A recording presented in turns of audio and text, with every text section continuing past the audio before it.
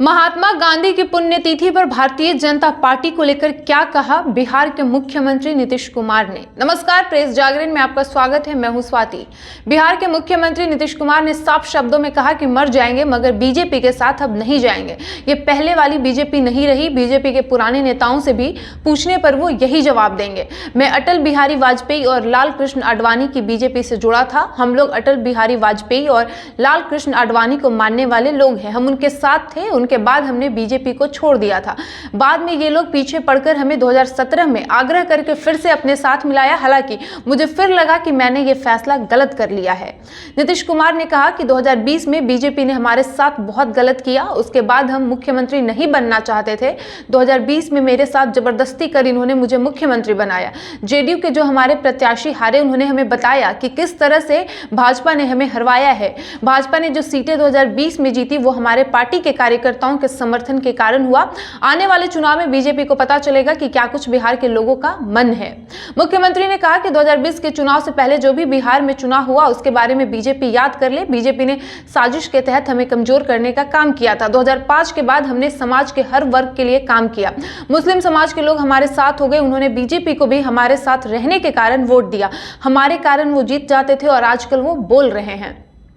CM Nitish Kumar सोमवार को महात्मा गांधी की पुण्यतिथि पर राजधानी पटना में आयोजित कार्यक्रम में पहुंचे थे। इस दौरान उन्होंने कहा, बिहार में बापू के हर किए काम को नई पीढ़ी तक हम पहुंचा रहे हैं। आजकल जो ऊपर में है उन्हें देखा जा सकता है कि वो कौन कौन तरह के काम कर रहे हैं। आजादी की बात को भुला रहे हैं और दूसरे नामकरण कर रहे हैं। ये देश में एक एक चीज को बदलने की कोशिश कर रहे हैं।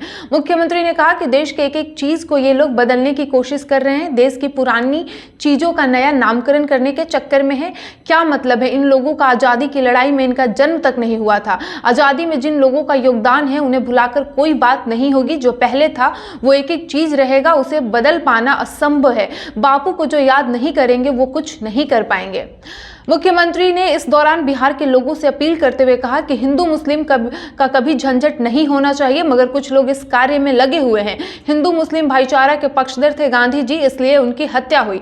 बीजेपी से फिर गठबंधन पर नीतीश कुमार ने दो टूक कहा कि मर जाना कबूल है, उनके साथ जाना हमें कभी कबूल नहीं है। मुझे मिलाने की बात जो बीजेपी कर रही है वो एकदम फर्जी बात है।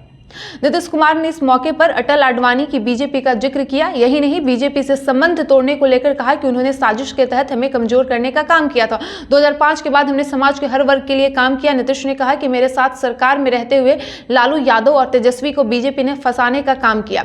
अब हमारे साथ तेजस्वी हैं, इन्हें दूर करने के लिए फिर से फंसाने का काम बीजेपी कर रही है। मुझे वापस लाने के लिए लालू यादव और इनके लोगों पर बिना मतलब का FIR कर दिया गया है।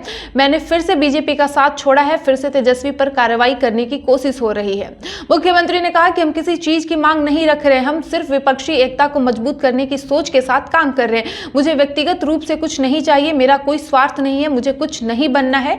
अटल बिहारी वाजपेयी की जब सरकार थी तब मेरी ओर से रेलवे में कितना काम हुआ। आजकल सब चीजों को भुलाने की कोशिश की जा रही है।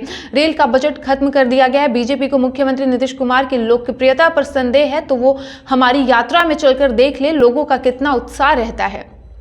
नीतीश कुमार ने कहा कि बीजेपी के लोग बहुत बुरी तरह से चिंतित हैं, इसलिए मेरे खिलाफ अनाप शनाप बोलते रहते हैं। हम इनकी बातों पर कभी नहीं जवाब देते। बीजेपी को चिंता हो गई है। बीजेपी को यहाँ कुछ नहीं मिलेगा। 2024 का चुनाव होने पर जो रिजल्ट आएगा उस समय इन लोगों को सब कुछ पता चल जाएगा।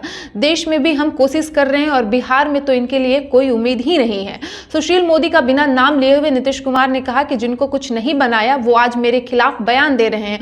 वो पद के लालच में कुछ ना कुछ मेरे खिलाफ बोलते रहे हैं। पद मिलने का इंतजार तो है मगर उन्हें बीजेपी पूछ नहीं रही और ना ही पद दे रही है। वीडियो पसंद आया हो तो वीडियो को लाइक और शेयर करें। धन्यवाद।